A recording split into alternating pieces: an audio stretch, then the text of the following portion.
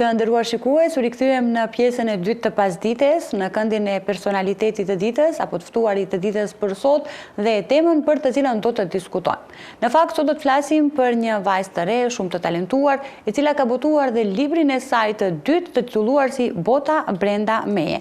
Kemi nder dhe kënaqësi që në studion tonë të kemi Rinora Abdullah. Përshëndetje Rinora, mirë se na erdhe. Përshëndetje, faleminderit për ftesën, privilegj për mua.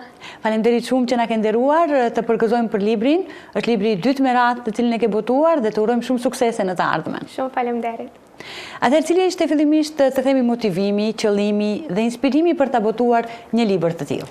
Atëherë, motivimi për librin e dytë ka ardhur prej asaj pjesës ku secili njeri ka dëshirë, domethënë, që të shprehet lirshëm. Secili nga ne e ka zërin e brendshëm që i flet pas çdo veprimi që e bën. Edhe kjo ishte pak a shumë shtytja më e madhe për ta shkruar një libër si ky. Për atë kam titulluar edhe Bota brenda meje. Ti shfaq ndjenjat e mia, domethënë me fjalë në një letër. Nëse nuk mund t'i shprehim me gojë, paktën të kemi dikund. Kjo është shumë e bukur, megjithatë ke pasur edhe talentin për të shkruar, gjë që kombinohen elementet e bukura që arrin të botosh dhe librin tënd të dytë. Ne sigurisht do flasim edhe për librin e parë, sepse nuk kemi pasur mundësi që të kemi në emision. Pra pikërisht këtë ka përfaqësuar edhe titulli Bota brenda meje. Këtë që e përmende pak më herët, që ka qenë edhe qëllimi i botimit. Megjithatë të flasim pak edhe për atë se cilat kanë qenë temat kryesore që i ke në brendësi të këtij libri, domethënë që i ke trajtuar në brendësi të këtij libri.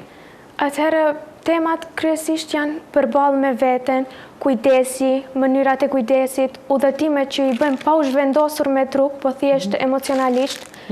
Domethënë bota brenda njerëzve siç është. Pak a shumë kam folur domethënë në veten e parë, por në përgjithësi. Po, megjithatë ka pasur ndonjë temë personale apo përvojë personale që ke dashur ta trajtosh në këtë libër apo ta kesh si kujtim nga jeta yte edhe ta kesh pjesë të librit? Po, pikrisht për të shkruar, duhet njëherë të motivohesh nga dikund. Për të motivuar, domethënë duhet ato t'i përjetosh. Përjetimet e mia, domethënë gjëra që nuk kam mund t'i shprehur, i kam shfaqur pikrisht tek libri i dytë. Megjithatë mban titullin Bota brenda meje, me 3 fjali ose me 3 fjalë. Si do e përshkruaje këtë libër, nëse mund të themi? Është pikrisht Bota brenda meje. Emocion, realitet dhe i sinqertë. Do të thënë janë pikërisht këto fjalët me të cilat do e kishe përshkruar këtë libër. Po, janë 3 pikat përmbledhëse të librit. E ke shkruar me shumë emocione, një realitet edhe sigurisht ke qenë e sinqert gjatë. Sigurisht e sinqert në moshën e njom që e ke, padyshim që do të ishe e sinqert. Të flasim pak se me kë ke bashkëpunuar për këtë libër kaq të bukur që edhe dizajnin e ka shumë të bukur realisht, por kush ka qenë redaktori, lektori, recenzenti?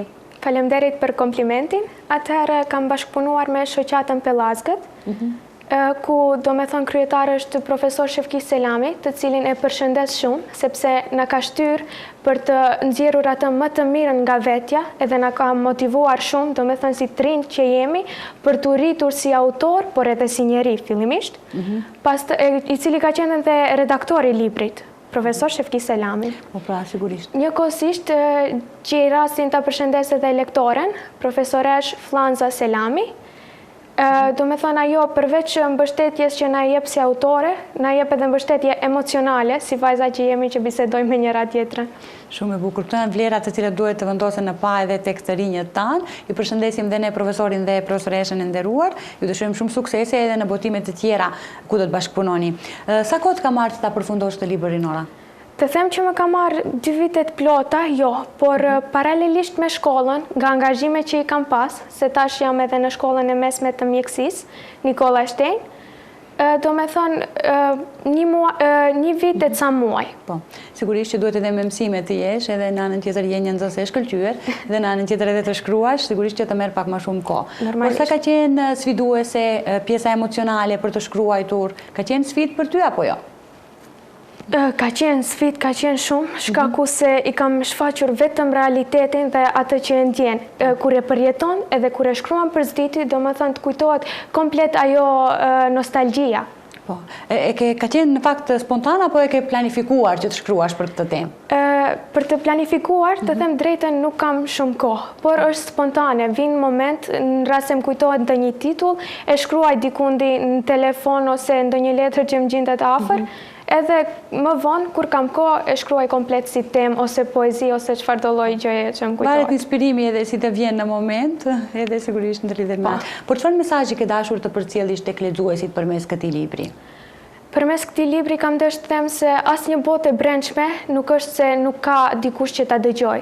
Do me thënë, duhet jemi më të lirë në shprehjen tonë, shkaku se edhe rritemi më shumë emocionalisht, dhe do me thënë, mësojmë se si ti përballojmë gjërat. Kujt do ja kishe rekomanduar Rinora që ta lexojë këtë libër? Librin, do me thëmë përgjithësi, ja u rekomandoj moshatarëve të mi, jo vetëm librin tim që ta lexojnë, të lexojnë sa më shumë libra që të pasurohen më shumë, sepse si e shoh vitet që janë tani, nuk kanë shumë interesim në libra, lejemon në shkrime, po të paktën të lexojnë diçka. Po, sigurisht ndoshta edhe rrjetet sociale, teknologjia e ka bërë të veten dhe kjo ka bërë që libri të mos lexohet shumë, po megjithatë ti ke arritur ta botosh librin tënd të dytë dhe kjo është shumë e bukur për të rinjët tan. Por pasi që ta lexojë lexuesi këtë libër, çfarë ke shpresuar që të ndjejë ai pasi ta lexojë? Po të ndjej një liri më të madhe për jetën, të ketë më shumë vetbesim dhe do me thënë të shfaq ato të pashpjegueshme që ne i quajmë. Do me thënë që na kuptojnë edhe të tjerët pak se si ndihemi ne. Kur shkruani. Ky është libri yt i dytë, por libri i parë është Rruga e ëndrave. Çfarë i dallon këto dy libra në mes veti? Atëherë, librin e parë e kam shkruar kur isha në shkollë fillore, do me thënë isha 14 vjeçare, është botuar në vitin 2023 me 15 dhjetor. Do me thënë, libri i parë titullohet Rruga e ëndrave, shkaku që është fillim i nisjeve të reja, temi. Dhe ka më shumë, do me thënë, poezi që janë ëndrat e mia, se si duhet të jenë, si të veproj, këto janë. Ndërsa libri i dytë është pak më emocional dhe do me thënë i shkruar në një nivel më të lartë. Artistik temi.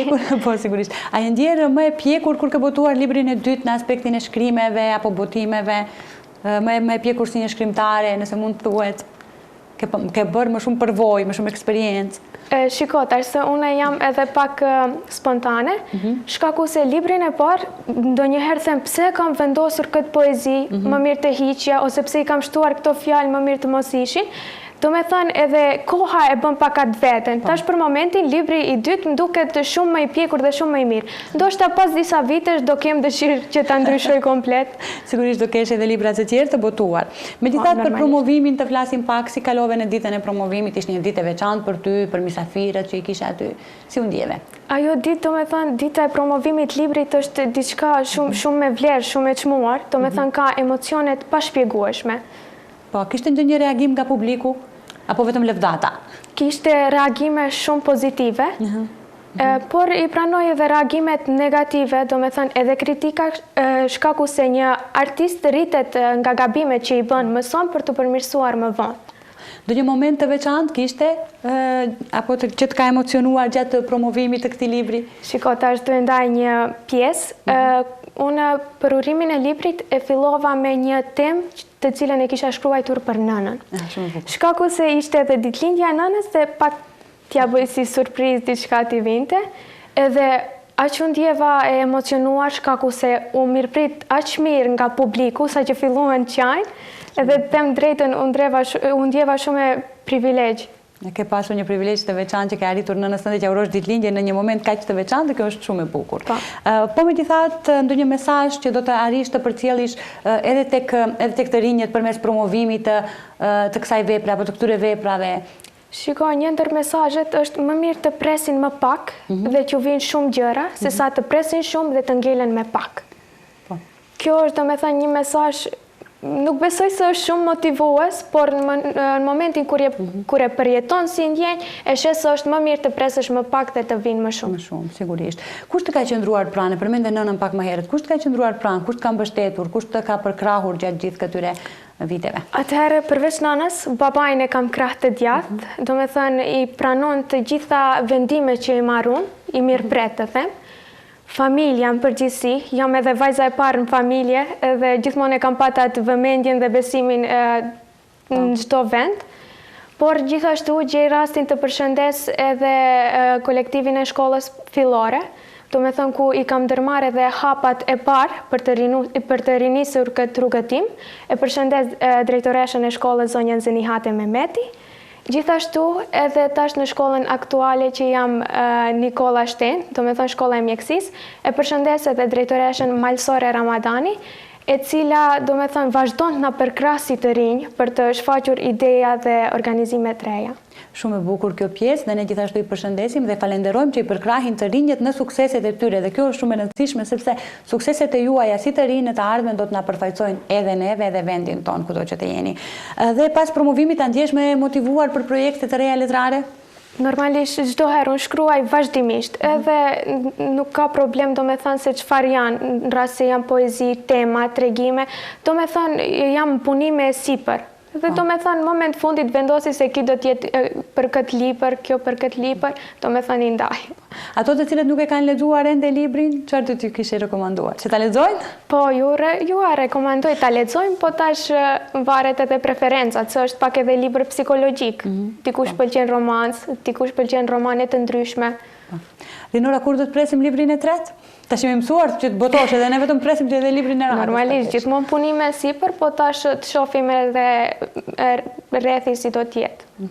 Po ata të cilët dëshirojnë të shkruajnë, për shembull moshatarët e tu, çfarë do t'ju kishe rekomanduar? Le të shkruajnë, le mos ndalen, pavarësisht kritikave, komenteve negative, ndonjëherë do të vlerësohen, edhe pse tash është ajo koha që vlerësohen njerëzit pasi nuk i kemi më, por gjithsesi le të shkruajnë. Është një vlerë e shtuar në shoqërinë tonë. Linora, unë falenderoj shumë që sot ndave nga dita jote për të na nderuar dhe për të qenë pjesë e emisionit tonë. Të uroj shumë suksese edhe në të ardhmen. Faleminderit për ftesën. Të nderuar shikues, ishte kjo pjesa me të ftuarën e ditës për sot. Me Linorën sot kemi folur për librin e saj të dytë. Ju vazhdoni të qëndroni edhe më tutje me ne, do të rikthehemi pas pak në pjesën e fundit.